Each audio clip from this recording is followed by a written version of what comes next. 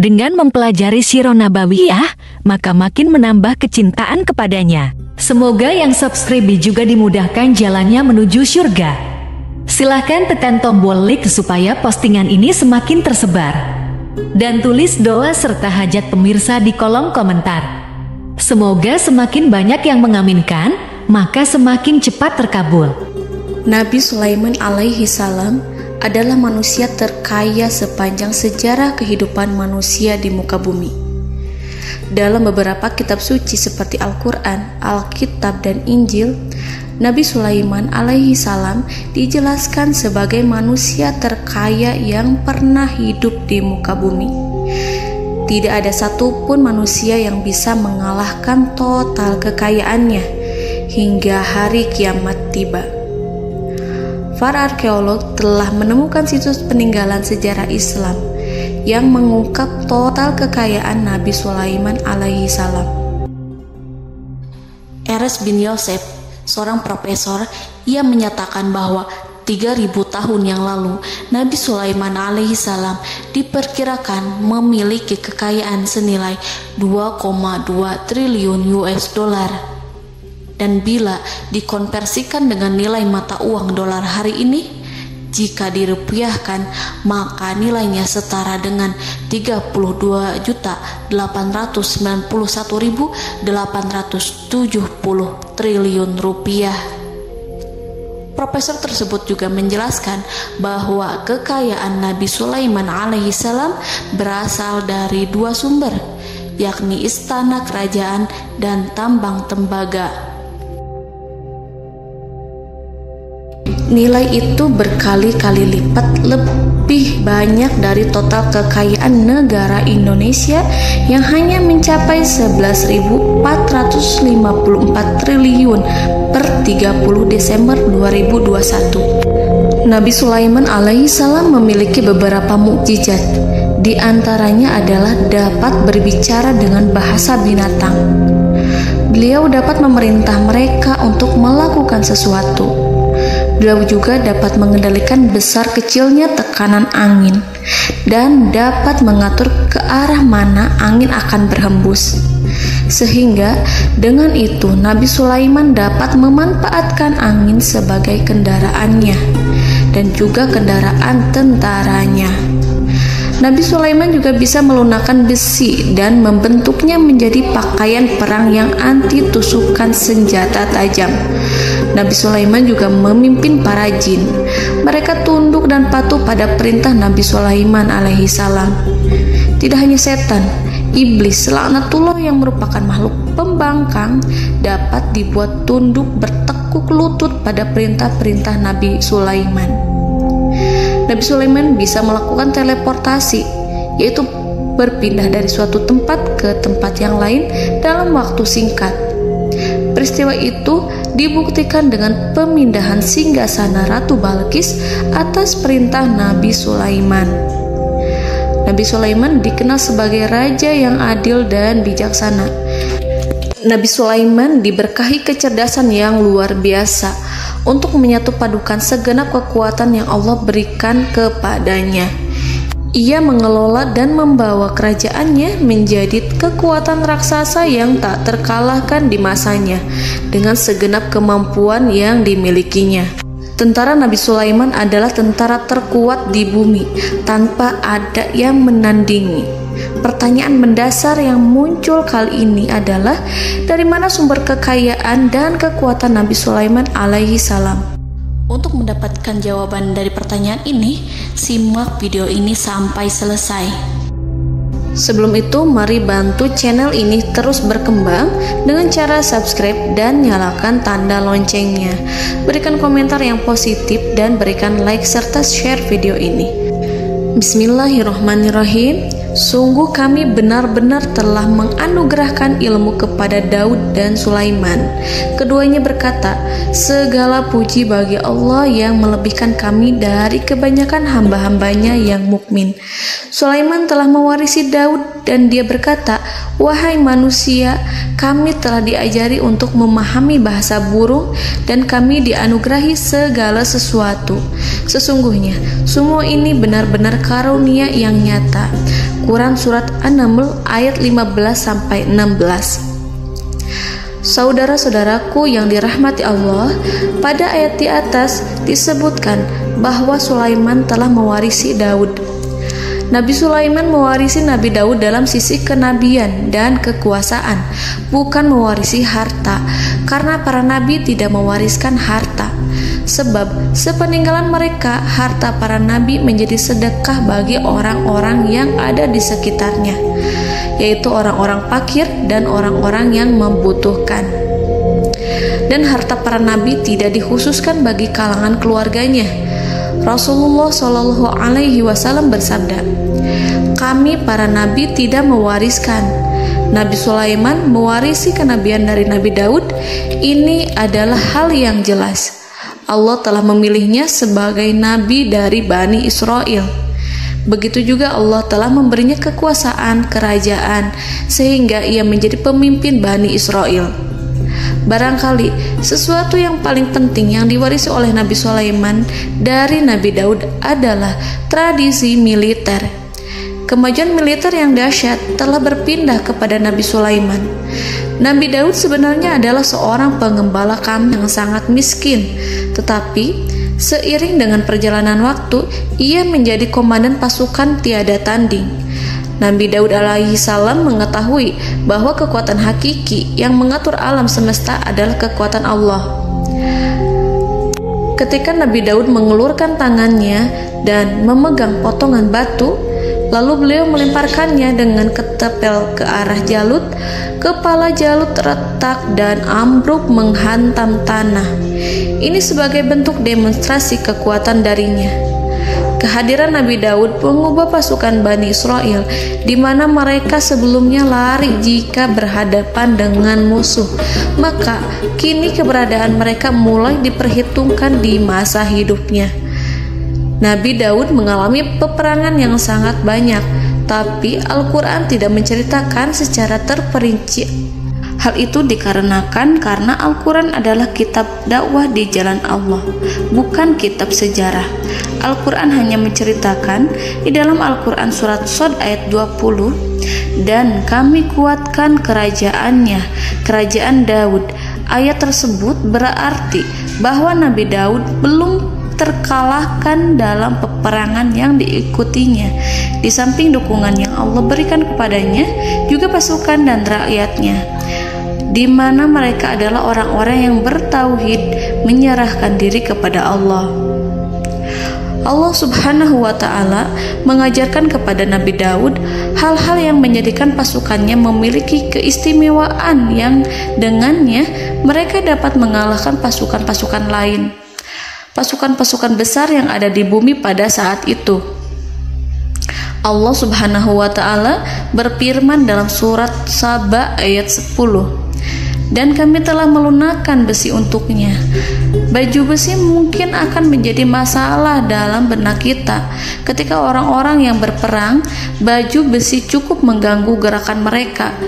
Kita bisa membayangkan ketika ada dua orang berperang, salah satu dapat bergerak bebas, sementara yang lainnya tidak leluasa bergerak karena tertahan dengan pakaiannya. Namun, dengan kekuasaan Allah, Nabi Daud dapat melunakkan besi dan membuat baju besi yang ringan, yang mudah untuk digunakan.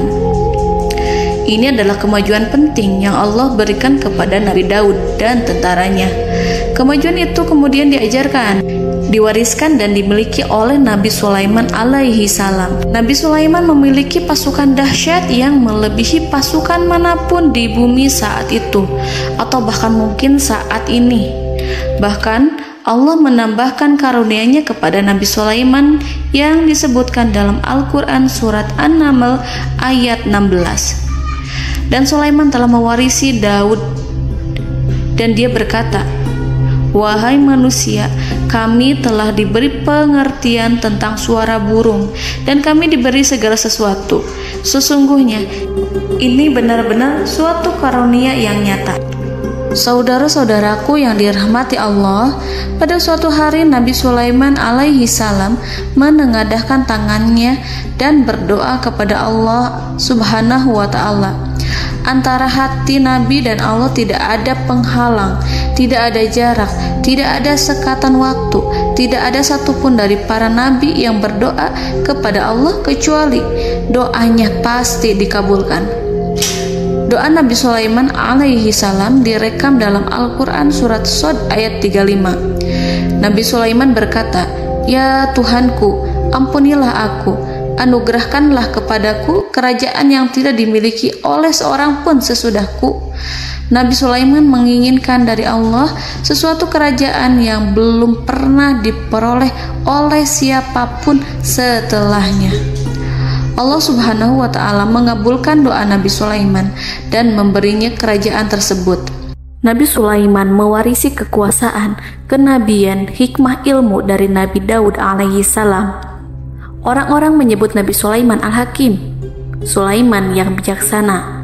Kebijaksanaan Nabi Sulaiman tidak terbatas pada keadilannya di tengah-tengah manusia dan juga kasih sayangnya kepada mereka.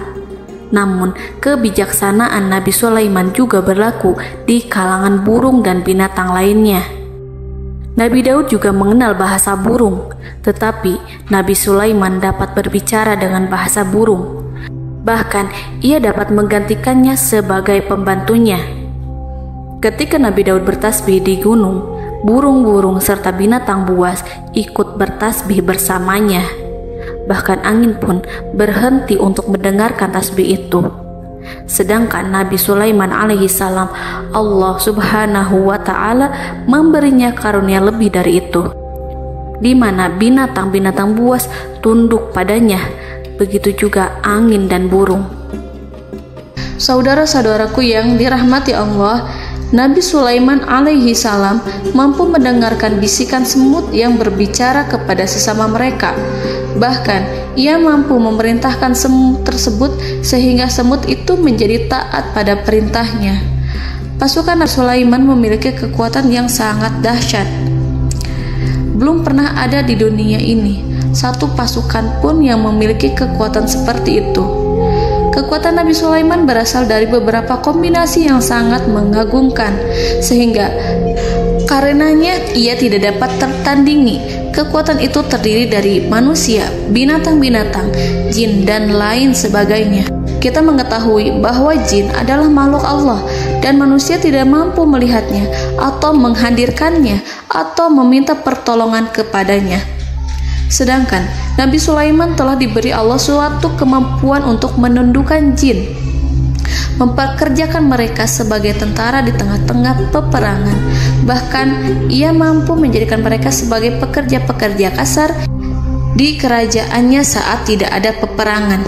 Oleh sebab itu, ketika ada pasukan lain yang mencoba melawan pasukan Nabi Sulaiman, mustahil mereka akan mendapatkan kemenangan. Bahkan pasukan Nabi Sulaiman diperkuat oleh pasukan burung. Burung di pasukan Nabi Sulaiman memerankan tugas penting, yaitu menjadi agen intelijen. Kita mengetahui bahwa peranan informasi saat peperangan adalah hal yang penting. Dari informasi tersebut, pasukan dapat mengetahui keadaan lawannya. Demikianlah peranan burung pada pasukan Sulaiman. Ia terbang di tengah-tengah musuh. Kemudian, ia kembali kepada Nabi Sulaiman untuk menyampaikan berita tentang keadaan lawannya. Di samping jin dan burung, Allah juga menundukkan angin untuk Nabi Sulaiman. Nabi Sulaiman dapat memerintahkan angin dan ia mampu untuk menaiki angin tersebut. Dalam Al-Quran surat Shad ayat 36-40, Allah Subhanahu wa Ta'ala berfirman, "Kami tundukkan kepada angin yang berhembus dengan baik menurut kemana saja yang dikehendaki Sulaiman. Dan kami tundukkan pula kepadanya setan-setan, semuanya ahli bangunan dan penyelam, dan setan yang lain yang terikat dalam belenggu. Inilah anugerah kami, maka berikanlah kepada orang lain atau tahanlah untuk dirimu tanpa perhitungan, dan sesungguhnya dia mempunyai kedudukan yang dekat pada sisi kami dan tempat kembali yang baik." Saudara-saudaraku yang dirahmati Allah, Allah Subhanahu wa Ta'ala juga memberikan kemampuan yang tak seorang pun dari para nabi mendapatkannya, yaitu kemampuan untuk memerintah setan. Setan adalah salah satu bagian dari jin. Ia adalah kelompok yang celaka dari bangsa jin. Kelompok ini sebenarnya tidak mampu dikuasai oleh manusia. Bahkan jin yang soleh tidak dapat mengatur setan. Adapun Nabi Sulaiman, Allah telah memberinya kekuasaan untuk menundukkan setan dan mempekerjakannya, bahkan mengikatnya dengan rantai serta menghukumnya jika ia menentang pada perintahnya. Setan membangun untuk Sulaiman istana-istana, patung-patung, dan alat-alat perang. Bahkan setan-setan itu menyelam ke dasar lautan untuk mengeluarkan permata dan yakut untuk Sulaiman. Jika di antara setan yang menentang perintahnya, maka Nabi Sulaiman alaihi salam mengikatnya dengan rantai. Ini semua menunjukkan kekayaan Nabi Sulaiman dan kekuasaannya, di mana ia mampu mengatur banyak makhluk di bumi ini. Tentu saja, kemampuan itu semua adalah atas izin dari Allah Subhanahu wa Ta'ala sebagai mukjizat darinya.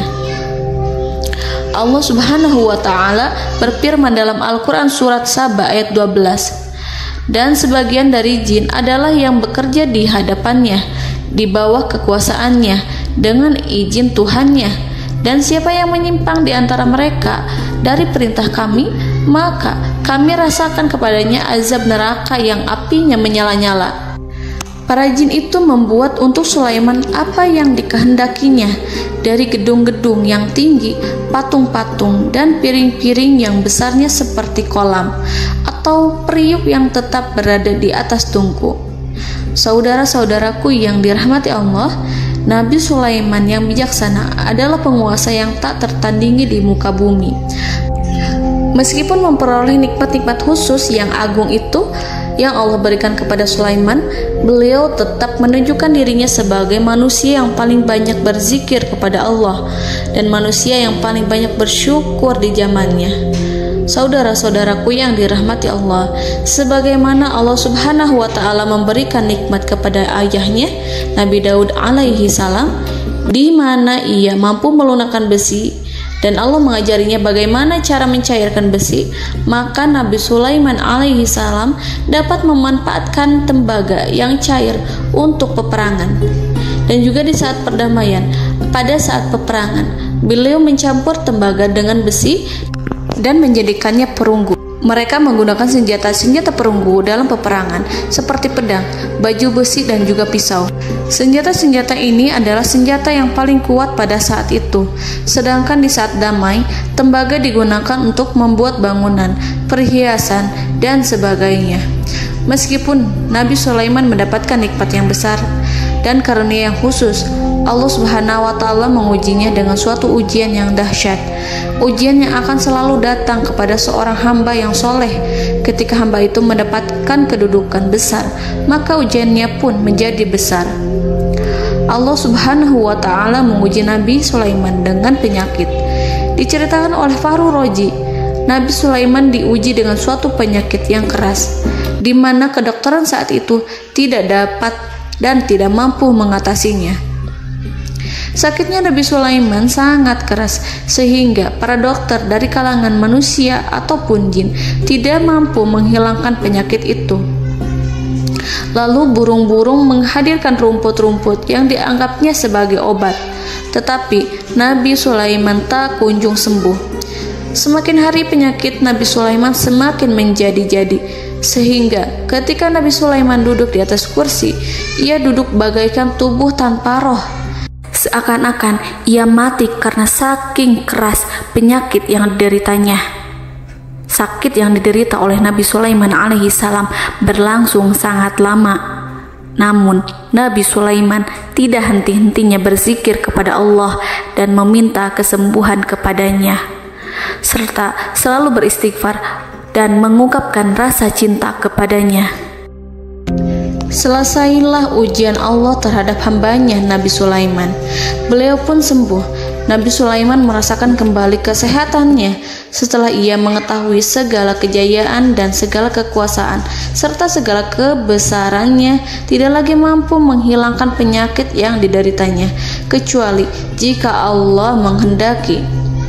Saudara-saudaraku yang dirahmati Allah, Nabi Sulaiman telah membangun tempat ibadah, tempat sujud, sehingga manusia menyembah Allah di dalamnya.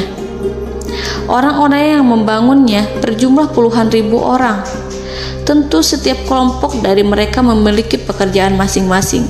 Di antara mereka ada yang mencairkan tembaga, di antara mereka ada yang tukang pahat, ada yang tukang ukir, ada yang membelah batu, ada yang memotong kayu, ada yang mendatangkan rumput-rumput dari Libanon, ada yang mendatangkan emas dan menjadikannya lempengan-lempengan yang mengkilat untuk menutupi kayu, serta untuk melapisi dinding-dinding.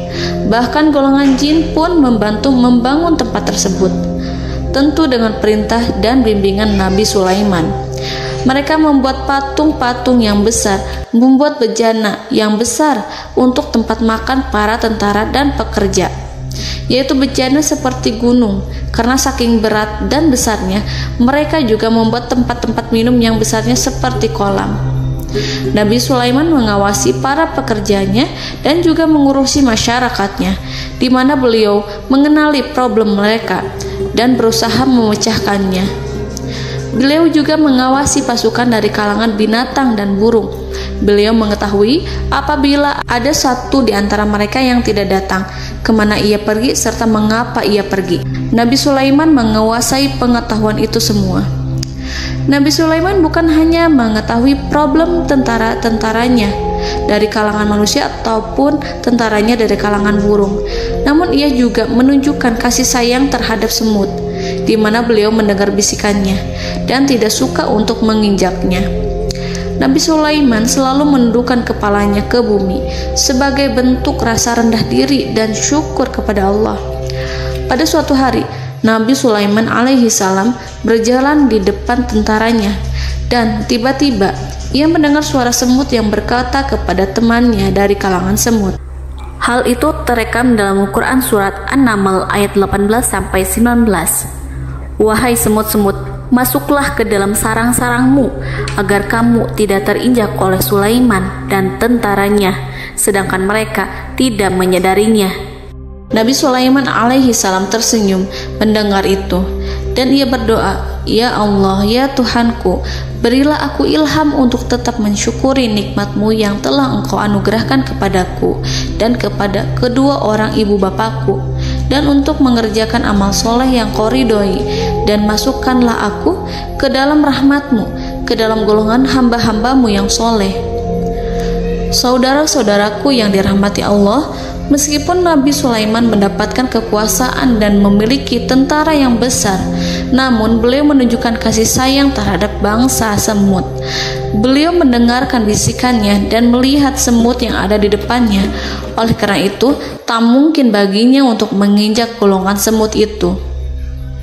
Nabi Sulaiman bersyukur kepada Allah telah memberinya nikmat, yaitu nikmat rahmat dan kasih sayang. Di samping itu, Nabi Sulaiman alaihi salam adalah orang paling kaya di dunia. Istananya terbuat dari kayu gaharu yang memiliki wangi harum. Istananya terbuat dari emas yang terkadang dari kristal. Beliau juga memiliki kursi besar yang terbuat dari emas dan permata. Istana Nabi Sulaiman merupakan istana yang paling besar di dunia. Nabi Sulaiman menggunakan pakaian dari emas dan permata. Meskipun demikian, Nabi Sulaiman tetap menunjukkan sebagai hamba yang berserah diri dan rendah diri di hadapan Allah Subhanahu wa Ta'ala.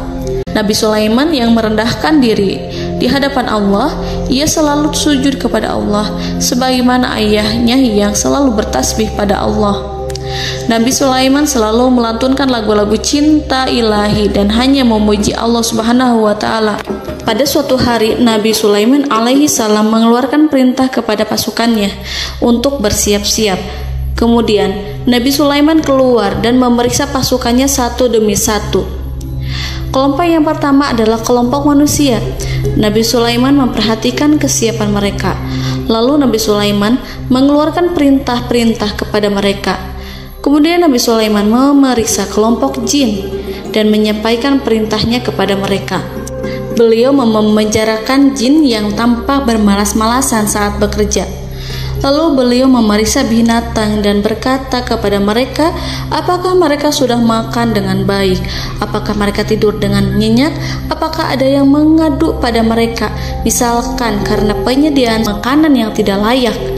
Apakah ada di sana yang sakit dan lain sebagainya? Ketika Nabi Sulaiman merasa puas dengan semuanya, Nabi Sulaiman memasuki tenda tempat berkumpulnya para burung. Nabi Sulaiman alaihissalam kemudian memasuki tenda tersebut, mengamati keadaan di sekitarnya, sehingga beliau mengetahui bahwa ada satu burung yang tidak hadir, yaitu burung hudhud. Mengapa aku tidak melihat burung hudhud? Burung-burung yang lain tampak terdiam sebagai penghormatan, dan mereka mendengarkan apa yang akan dikatakan pemimpin mereka.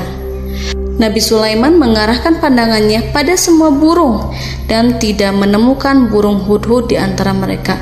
Tak seekor burung pun yang mengetahui keberadaannya. Burung hudhud absen pada apel wajib kali ini. Nabi Sulaiman mulai menampakkan kemarahannya. Tiba-tiba, seekor burung kecil memberanikan diri untuk berkata kepada Nabi Sulaiman, "Wahai Nabi yang mulia, seharusnya hudhud ada bersamaku kemarin untuk melaksanakan tugas penyelidikan. Ia adalah pemimpin misi itu. Namun, burung hudhud belum datang. Oleh karena itu, aku tidak pergi bersamanya." Burung itu tampak gemetar. Nabi Sulaiman mengetahui bahwa hudhud tidak hadir dan tak seorang pun mengetahui kemana ia pergi. Burung hudhud pergi tanpa izin terlebih dahulu. Dalam keadaan marah, Nabi Sulaiman berkata, "Sungguh aku benar-benar akan mengazabnya dengan azab yang sangat keras, atau benar-benar menyembelihnya, kecuali jika ia benar-benar datang kepadaku dengan alasan yang jelas." Kawanan burung-burung mengetahui bahwa Nabi Sulaiman sedang marah dan telah menetapkan untuk menyiksa burung hudhud atau menyembelihnya, atau justru memaafkannya dengan syarat ia datang dengan membawa alasan yang dapat menyelamatkannya, atau dengan kata lain, burung hudhud dapat memastikan bahwa ia melaksanakan tugas yang penting. Nabi Sulaiman menunjukkan kemarahan yang besar, sehingga siapapun akan merasa takut kepada Nabi Sulaiman yang marah. Nabi Sulaiman kemudian pergi dari tempat burung tersebut. Nabi Sulaiman masih memikirkan keadaan burung hudhud. Seharusnya burung hudhud menjadi bagian penting dari badan intelijen. Apakah ia pergi untuk menyingkap suatu, atau apakah ia pergi hanya untuk bermain-main? Nabi Sulaiman telah memperhatikan dan mengetahui bahwa burung hudhud adalah seekor burung yang cerdik dan juga fasih berbicara. Terkadang Nabi Sulaiman mendapati burung hudhud sedang bermain-main dan menunda-nunda pekerjaannya. Namun ketika Nabi Sulaiman melihatnya, burung hudhud memahami bahwa perbuatannya tidak benar. Oleh karena itu, ia tidak boleh menyampur adukan antara waktu serius dan waktu bermain. Tidak lama setelah itu, burung hudhud tiba di tempat para burung.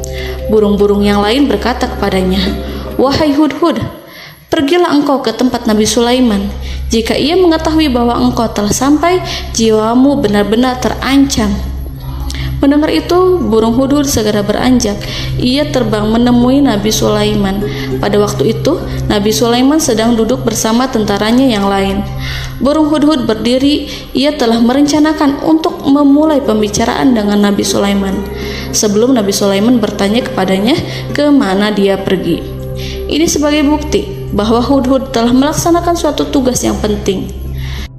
Dalam Al-Quran Surat An-Naml ayat 22, burung hudhud berbicara, "Aku telah mengetahui sesuatu yang kamu belum mengetahuinya, dan kubawa kepadamu dari negeri Saba suatu berita penting yang diyakini." Seakan-akan burung hudhud hendak berkata, "Aku adalah hudhud yang miskin, tapi aku mengetahui apa yang tidak engkau ketahui, dan aku telah datang kepadamu dari kerajaan Saba dengan membawa berita yang sangat penting." Nabi Sulaiman tampak terdiam menunggu hudhud menyelesaikan kisahnya. Dalam surat An-Naml ayat 23-24, burung hudhud berkata, Sesungguhnya aku menjumpai seorang wanita yang memerintah mereka. Dia dianugerahi segala sesuatu serta mempunyai singgasana yang besar. Aku mendapati dia dan kaumnya menyembah matahari selain Allah. Dan setan-setan telah menjadikan mereka memandang indah perbuatan-perbuatan mereka, lalu menghalangi mereka dari jalan Allah, sehingga mereka tidak mendapat petunjuk. Burung hudhud diam. Nabi Sulaiman merasa bahwa hudhud menunjukkan kepasihan lisannya.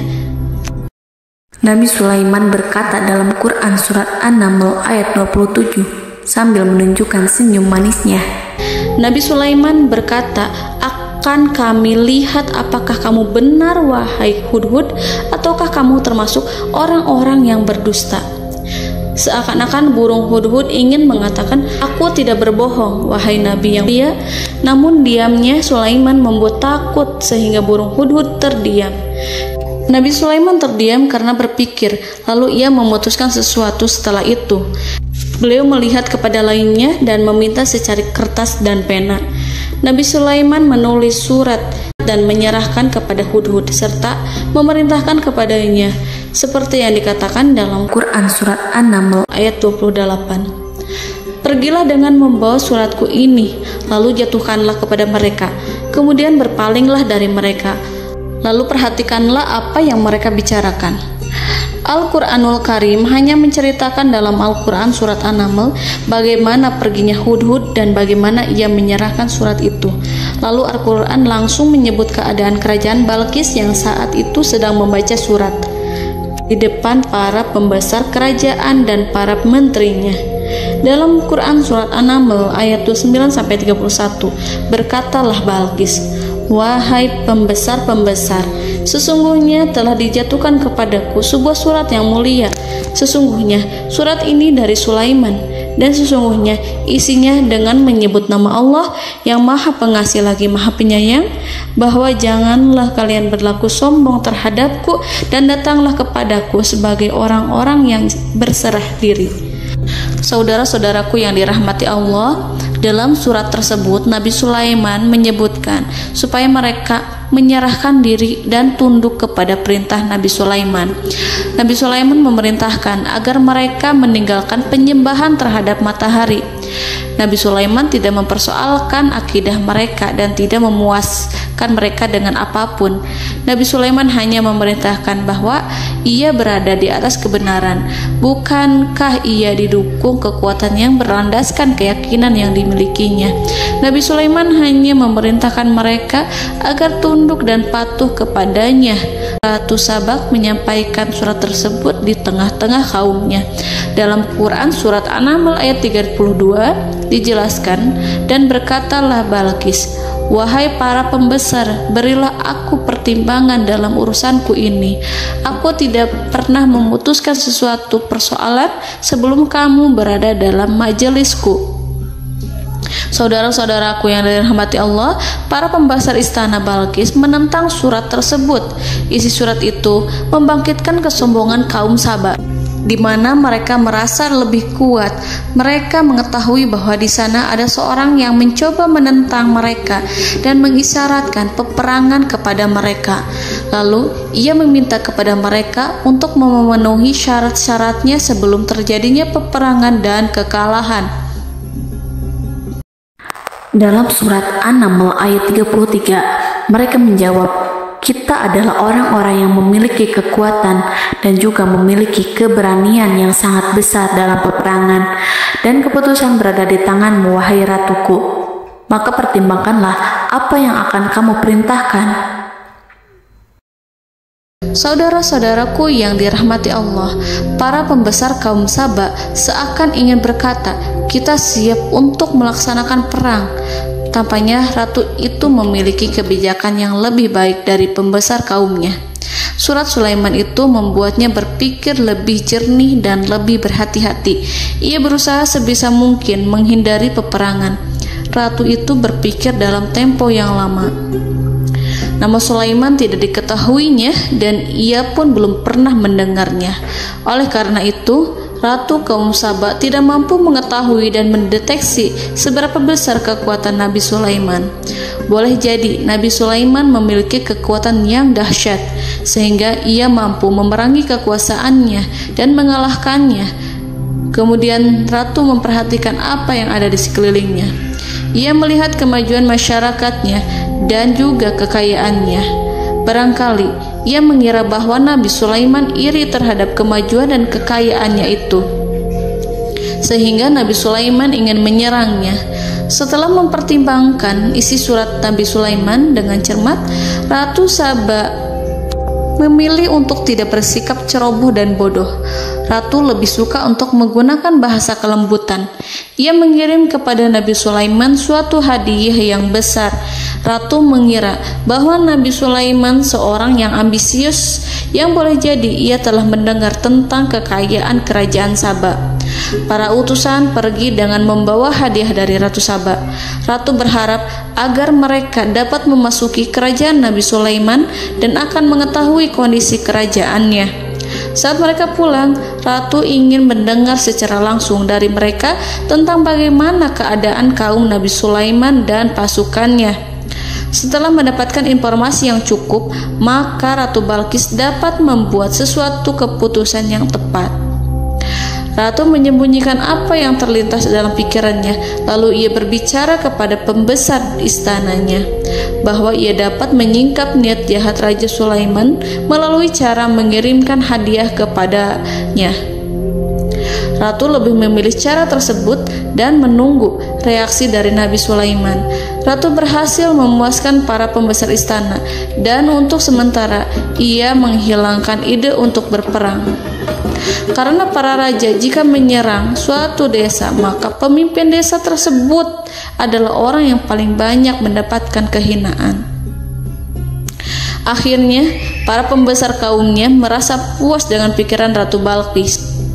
Saudara-saudaraku yang dirahmati Allah, dalam surat An-Naml ayat 34-35 dijelaskan, Ratu Balqis berkata, "Sesungguhnya raja-raja apabila memasuki suatu negeri, niscaya mereka akan membinasakannya dan menjadikan penduduknya yang mulia menjadi hina, dan demikian pula lah yang akan mereka perbuat. Dan sesungguhnya aku akan mengirim utusan kepada mereka dengan membawa hadiah, dan aku akan menunggu apa yang akan dibawa kembali oleh utusan itu." Kemudian sampailah hadiah dari Ratu Balqis kepada Nabi Sulaiman. Para intelijen Nabi Sulaiman memberitahunya bahwa utusan Balqis datang dengan membawa hadiah. Nabi Sulaiman langsung mengetahui bahwa Ratu Balqis itu sengaja mengirim orang-orangnya untuk mengetahui atau untuk mendapatkan informasi tentang kekuatannya. Lalu setelah itu ia akan mengambil keputusan atau mengambil sikap kepada kerajaan Sulaiman. Nabi Sulaiman segera memanggil semua pasukannya untuk berkumpul. Utusan Balqis segera memasuki istana Nabi yang dipenuhi dengan pasukan yang besar bersenjata. Melihat itu, utusan Ratu Balqis tercengang dan terkejut ketika mereka melihat kekayaan yang mereka bawa tidak ada apa-apanya dibandingkan dengan kerajaan Nabi Sulaiman. Hadiah mereka tampak tidak berarti. Emas yang mereka bawa tampak tidak memiliki makna saat mereka memasuki istana Nabi Sulaiman yang terbuat dari kayu-kayu pohon gaharu yang mengeluarkan bau yang harum serta dihiasi dengan emas permata. Para utusan Ratu Balqis berdiri bersama Nabi Sulaiman dan menyaksikan bagaimana Nabi Sulaiman mengendalikan pasukannya. Kemudian mereka mulai berpikir tentang kekuatan dan kualitas pasukan Nabi Sulaiman. Betapa kagetnya mereka ketika melihat di tengah-tengah pasukan itu terdapat singa, burung, dan tentara dari kalangan manusia yang mampu terbang. Mereka pun sadar bahwa mereka di hadapan pasukan yang tiada tandingannya. Selesailah demonstrasi pasukan Nabi Sulaiman. Kemudian para utusan ratu dipersilahkan maju ke tempat hidangan makanan. Para utusan itu sangat terkejut ketika melihat berbagai macam makanan dari penjuru dunia ada di depannya. Dan di antara makanan itu terdapat pula makanan yang biasa ditemukan di negeri mereka. Tetapi mereka melihat bahwa makanan itu memiliki rasa yang lebih istimewa. Selain itu, Piring-piring yang ada di terbuat dari emas, dan mereka dilayani oleh laki-laki yang berhias dengan emas. Di meja makan itu terdapat burung, ikan laut, dan berbagai macam daging yang mereka tidak mampu lagi membedakan daging apa itu.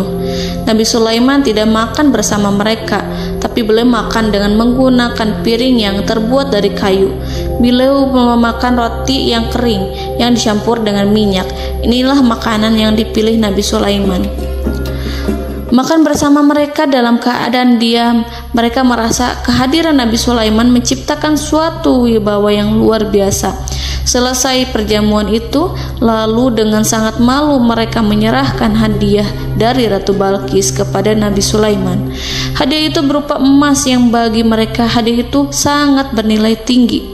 Tapi di sini hadiah itu tampak kecil di hadapan kekayaan Nabi Sulaiman yang sangat mengagumkan.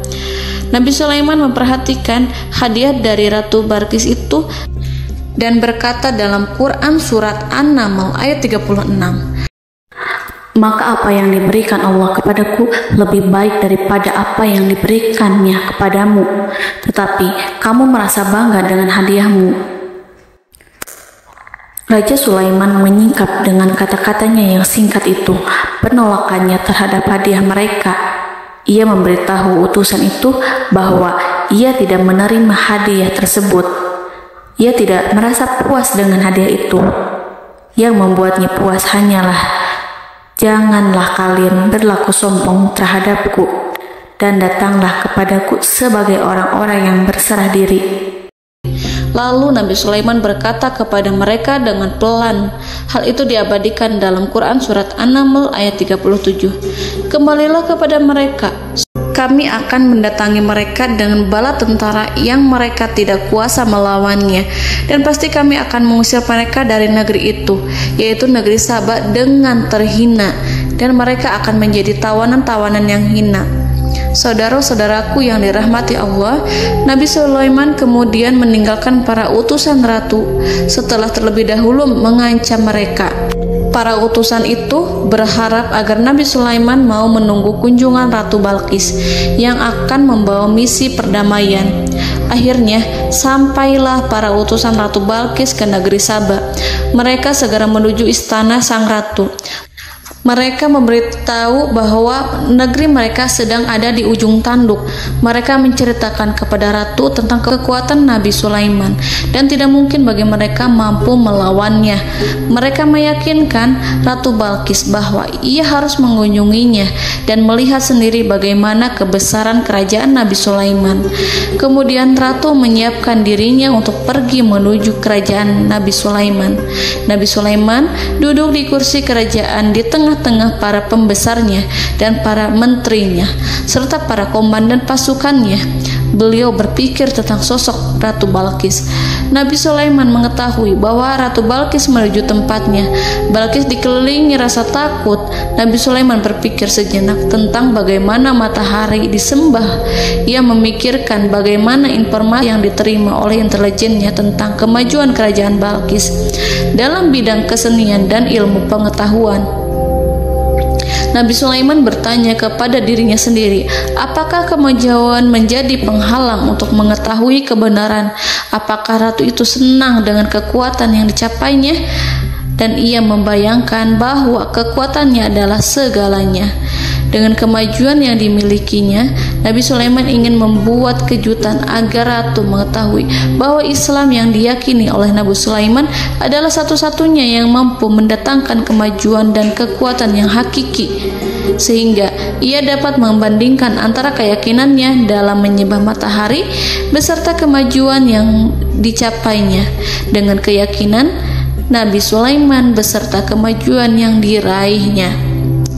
Saudara-saudaraku yang dirahmati Allah, para mata-mata Nabi Sulaiman telah memberitahunya bahwa hal yang sangat disegani dan dikagumi oleh kaum Balkis adalah kerajaan Saba, yaitu singgasana Ratu Balkis. Singgasana itu terbuat dari emas dan batu delima. Singgasana tersebut dijaga oleh penjaga yang sangat disiplin, di mana mereka tidak pernah lalai sedikit pun. Oleh karena itu, sangat tepat apabila Nabi Sulaiman menghadirkan singgasananya di sini, di kerajaannya, sehingga ketika ratu tiba, maka ia dapat duduk di atasnya. Nabi Sulaiman ingin membuat kejutan kepadanya dan menunjukkan bahwa kemampuannya tersebut yang berlandaskan pada keislaman. Nabi Sulaiman melakukan yang demikian itu dengan harapan agar si ratu tunduk kepadanya. Ide itu terlintas dalam diri Nabi Sulaiman. Lalu ia mengangkat kepalanya dan menoleh kepada anak buahnya. Hal itu diabadikan dalam Quran surat An-Naml ayat 38. Wahai para pembesar, siapakah di antara kamu sekalian yang sanggup membawa singgasananya kepadaku sebelum mereka datang kepadaku sebagai orang-orang yang berserah diri? Saudara-saudaraku, perhatikanlah ungkapan pikiran Nabi Sulaiman tersebut. Semua pemikirannya berkisar tentang keislaman, para penyembah matahari, tentang bagaimana beliau dapat memberikan petunjuk kepada mereka di jalan Allah. Yang pertama menjawab pertanyaan Nabi Sulaiman adalah jin Ifrit. Dalam Quran surat An-Naml ayat 39, berkatalah Ifrit yang cerdik dari golongan jin, aku akan datang kepadamu dengan membawa singgasana itu sebelum kamu berdiri dari tempat dudukmu. Sesungguhnya aku benar-benar kuat untuk membawanya, lagi dapat dipercaya. Nabi Sulaiman berdiri dari tempat duduknya setelah 1 atau 2 jam. Jin itu berjanji kepadanya untuk menghadirkan singgasana Balkis sebelum itu. Istana Nabi Sulaiman di Palestina, sedangkan istana Balkis terletak di Yaman. Antara singgasana tersebut dengan singgasana Nabi Sulaiman berjarak lebih dari ribuan mil. Barangkali pesawat yang cepat sekalipun yang kita kenal hari ini tidak akan mampu membawa dan mendatangkan istana itu dalam waktu 1 jam. Tetapi masalahnya di sini berhubung dengan kekuatan jin yang serba misterius. Nabi Sulaiman tidak mengomentari sedikit pun terhadap apa yang dikatakan oleh Ifrit. Nabi Sulaiman tampak menunggu tanggapan dari yang lain yang mampu menghadirkan singgasana Balkis yang lebih cepat dari jin Ifrit. Nabi Sulaiman menoleh kepada seorang di sana yang duduk di atas naungan. Hal itu diceritakan dalam Quran surat An-Naml ayat 40. Berkatalah seorang yang mempunyai ilmu dari Alkitab, aku akan membawa singgasana itu kepadamu sebelum matamu berkedip. Maka tatkala Sulaiman melihat singgasana itu terletak di hadapannya, ia pun berkata, ini termasuk karunia Tuhanku untuk menguji aku. Apakah aku akan bersyukur atau mengingkari nikmatnya? Dan barang siapa yang bersyukur, maka sesungguhnya dia bersyukur untuk kebaikan dirinya sendiri. Dan barang siapa yang ingkar, maka sesungguhnya Tuhanku maha kaya lagi maha mulia. Saudara-saudaraku, belum lama seorang yang mempunyai ilmu dari Alkitab menyatakan kalimatnya, sehingga singgasana itu tiba-tiba ada di depan Nabi Sulaiman yang mampu menghadirkan singgasana itu lebih cepat dari kedipan mata. Al-Quranul Karim tidak menyingkap kepribadian seorang yang menghadirkan singgasana itu. Al-Quran hanya menggarisi bahwa orang itu mempunyai ilmu dari Alkitab. Al-Quran tidak menjelaskan kepada kita apakah ia seorang malaikat ataukah manusia ataukah jin. Al-Quran sengaja tidak menyingkap informasi tersebut. Saudara-saudaraku yang dirahmati Allah, setelah melihat singgasana itu, Nabi Sulaiman bersyukur kepada Allah. Ia mulai memperhatikan singgasana sang ratu. Singgasana tersebut merupakan simbol pembangunan dan juga kemajuan, tetapi tampaknya ia hanya sesuatu yang biasa saja jika dibandingkan dengan kekuasaan dan kebesaran ciptaan yang dibuat oleh manusia jin di kalangan istana Nabi Sulaiman. Nabi Sulaiman memikirkan dalam tempo yang lama singgasana Ratu Balkis itu. Kemudian beliau memerintahkan agar singgasana itu diperbaiki, sehingga saat Ratu Balkis datang, Nabi Sulaiman akan mengujinya apakah Ratu Balkis dapat mengenali singgasananya ataukah tidak. Dalam Al-Quran surat An-Naml ayat 41, Nabi Sulaiman berkata, "Ubahlah baginya singgasananya, maka kita akan melihat apakah dia mengenal ataukah dia termasuk orang-orang yang tidak mengenalnya." Saudara-saudaraku yang dirahmati Allah, Nabi Sulaiman memerintahkan agar dibangun istana yang akan digunakan untuk menyambut Ratu Balqis. Nabi Sulaiman memilih tempat di laut dan ia memerintahkan agar dibangun suatu istana di mana sebagian besar terdiri dari air laut. Nabi Sulaiman memerintahkan agar lantainya itu terbuat dari kaca yang tebal dan kuat, sehingga orang-orang yang berjalan di atas istana itu akan dapat melihat di bawahnya ada ikan-ikan yang berwarna-warni yang berenang-renang ke sana kemari, dan mereka akan melihat rumput-rumput laut yang bergerak-gerak. Akhirnya, selesailah pembangunan istana itu. Saking bersihnya kaca lantainya sehingga tampak di sana tidak ada kaca. Burung hudhud memberitahu Nabi Sulaiman bahwa Ratu Balqis telah sampai di dekat kerajaannya. Kemudian Ratu Balqis datang. Al-Quran tidak menyebutkan keadaan Nabi Sulaiman saat menyambut Balqis, namun Al-Quran menunjukkan dua sikap Ratu Balqis ketika pertama kali datang. Yang pertama, bagaimana sikap Ratu Balqis ketika pertama kali melihat singgasananya yang datang mendahuluinya, padahal ia telah meninggalkan pengawalnya untuk setia menjaga singgasana itu. Keadaan kedua adalah keadaan ketika di depan istana yang dibangun untuk menyambut Ratu Balqis. Istana itu penuh dengan permata dan banyak ikan berenang di bawahnya. Dalam Quran surat An-Naml ayat 42 dijelaskan, dan ketika Balqis datang, ditanyakanlah kepadanya, "Serupa inikah singgasanamu?" Balqis menjawab, "Seakan-akan singgasana ini adalah singgasanaku. Kami telah diberi pengetahuan sebelumnya dan kami adalah orang-orang yang berserah diri." Saudara-saudaraku, pada dialek di atas, Balqis melihat singgasananya dan ia tercengang saat mengetahui bahwa itu adalah singgasana miliknya. Namun kemudian ia mulai ragu karena melihat tidak sepenuhnya itu singgasana miliknya. Jika itu benar-benar miliknya, lalu bagaimana ia datang mendahuluinya? Dan bila bukan singgasananya, maka bagaimana Sulaiman dapat meniru sepersis dan seteliti itu? Padahal Sulaiman tidak pernah sekalipun ke kerajaannya. Nabi Sulaiman berkata saat melihat Balqis mengamati singgasananya, "Apakah ini singgasanamu?" Balqis terlihat sangat kebingungan, namun setelah itu ia menjawab, "Sepertinya benar." Nabi Sulaiman berkata, "Kami telah diberi ilmu sebelumnya dan kami sebagai orang-orang muslim."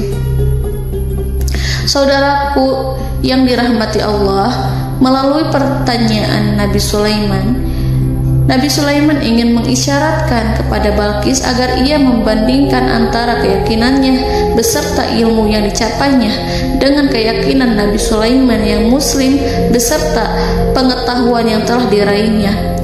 Penyembahan terhadap matahari dan pencapaian ilmu yang dicapai oleh Ratu Balqis tanpa tidak ada apa-apanya dibandingkan dengan ilmu Nabi Sulaiman dan keislamannya. Nabi Sulaiman telah mendahuluinya dalam bidang ilmu karena keislamannya. Karena itu, sangat mudah baginya untuk mengungguli Balqis dalam ilmu-ilmu yang lainnya. Demikianlah yang disyaratkan dalam pertanyaan Nabi Sulaiman kepada Ratu Balqis. Ratu Saba itu mengetahui bahwa ini adalah singgasananya, di mana singgasana itu datang lebih dahulu daripada dirinya. Beberapa bagian darinya telah diubah saat Balqis masih di perjalanan menuju ke tempat Nabi Sulaiman. Ia berpikir kemampuan apa yang dimiliki Nabi Sulaiman. Ratu Balqis tercengang melihat apa yang disaksikannya, yang berupa buah dari keimanan Nabi Sulaiman dan hubungannya dengan Allah Subhanahu wa Ta'ala. Sebagaimana Balqis juga tercengang ketika melihat kemajuan di bidang ilmu pembangunan, seni, dan ilmu-ilmu yang lainnya. Maka ia tidak lebih kagum lagi saat melihat hubungan yang kuat antara keislaman Nabi Sulaiman dengan ilmunya, serta kemajuan yang diraihnya. Dalam Al-Quran surat An-Naml ayat 43 dijelaskan Dan apa yang disembahnya selama ini selain Allah mencegahnya untuk melahirkan keislamannya, karena sesungguhnya ia terdahulu termasuk orang-orang yang kafir.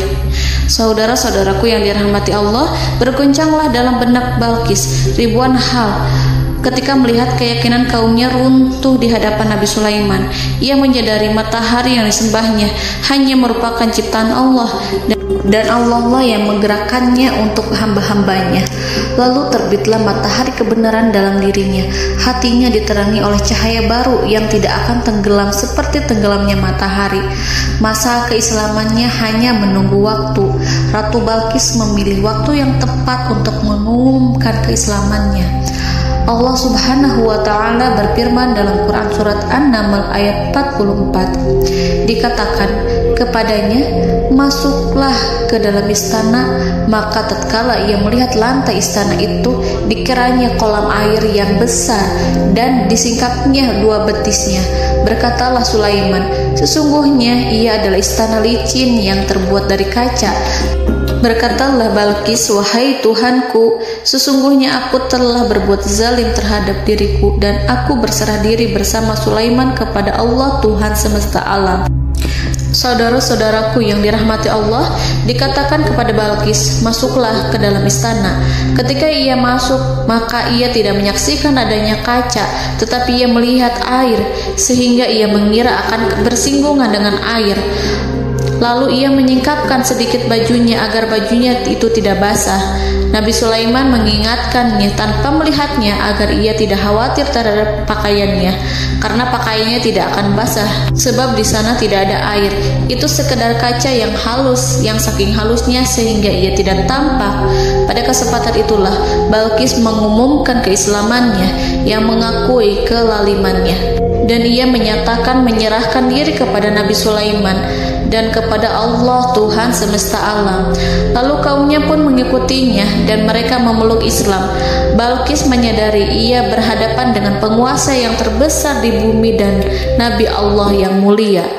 Untuk pertama kalinya, wajah Sulaiman tampak dihiasi dengan senyuman yang menunjukkan kepuasannya sejak Balqis mengunjunginya. Demikianlah Nabi Sulaiman mewujudkan kejayaannya yang hakiki dan menyebarkan cahaya Islam di muka bumi.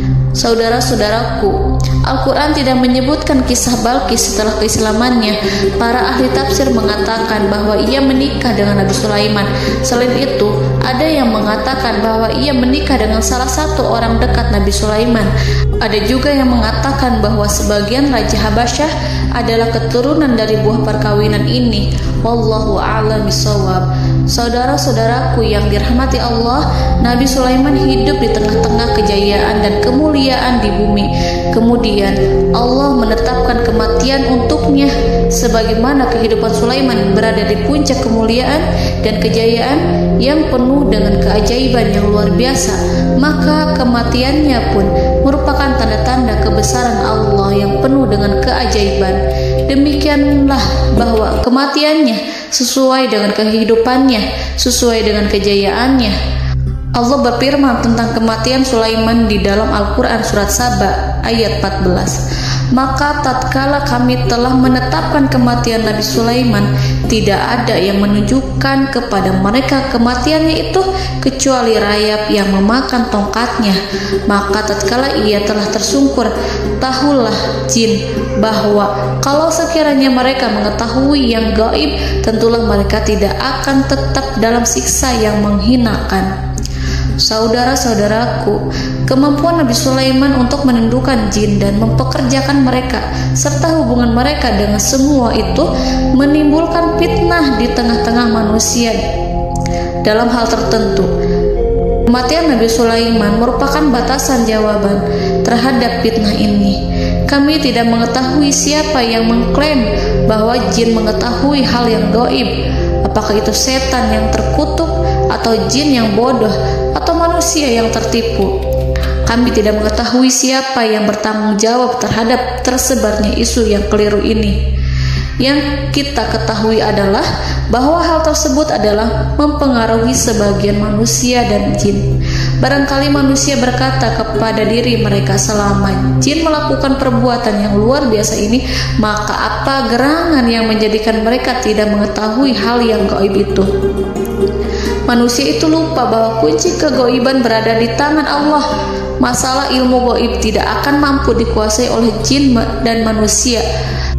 Hanya Dia yang mengetahuinya, dan manusia diberitahu hanya sedikit sekali.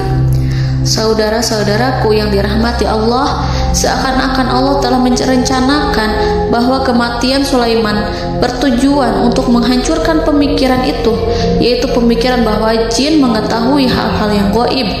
Jin bekerja untuk Nabi Sulaiman selama beliau hidup, dan tatkala beliau meninggal, maka tugas mereka menjadi bebas. Nabi Sulaiman meninggal tanpa diketahui oleh jin, sehingga mereka tetap bekerja untuk mereka, tetap mengabdi kepada Sulaiman. Seandainya mereka mengetahui hal yang gaib, niscaya mereka tidak akan meneruskan pekerjaan mereka. Saudara-saudaraku, pada suatu hari Nabi Sulaiman memasuki mihrabnya untuk itikaf ibadah dan beribadah kepada Allah. Tak seorang pun yang berani mengganggu khalwatnya. Mihrab Sulaiman terletak di puncak gunung dan dindingnya terbuat dari permata. Pada suatu hari, Nabi Sulaiman duduk bersandar pada tongkatnya dan ia tampak tenggelam dalam tafakur. Beliau berzikir pada Allah hingga rasa kantuk menguasainya. Lalu setelah itu malaikat maut menemuinya. Nabi Sulaiman pun meninggal. Beliau bersandar kepada tongkatnya. Jin melihatnya dan mengira bahwa beliau sedang sholat, sehingga mereka pun terus melanjutkan pekerjaannya. Berlalulah hari demi hari yang panjang. Datanglah rayap, yaitu semut kecil yang memakan kayu. Hewan itu mulai memakan tongkat Nabi Sulaiman. Rayap itu tampak lapar. Sebagian dari tongkat Nabi Sulaiman dimakan beberapa hari oleh rayap itu. Ketika yang dimakannya semakin bertambah, maka tongkat itu pun menjadi rusak dan kemudian jatuh dari tangan Nabi Sulaiman alaihi salam. Tubuh mulia itu kehilangan keseimbangan dan kemudian jatuh terhempas di bumi. Tatkala tubuh suci itu tersungkur, maka manusia segera menuju ke arahnya. Mereka menyadari dan mengetahui bahwa Nabi Sulaiman telah meninggal dalam waktu yang lama. Jin menyadari bahwa mereka tidak mengetahui hal yang gaib, dan manusia pun mengetahui hakikat ini. Seandainya jin mengetahui hal yang gaib, niscaya ia tidak akan meneruskan siksa yang hina. Mereka tidak akan bekerja kepada Sulaiman. Demikianlah Nabi Sulaiman alaihi salam meninggal dalam keadaan duduk dan sholat di mihrabnya.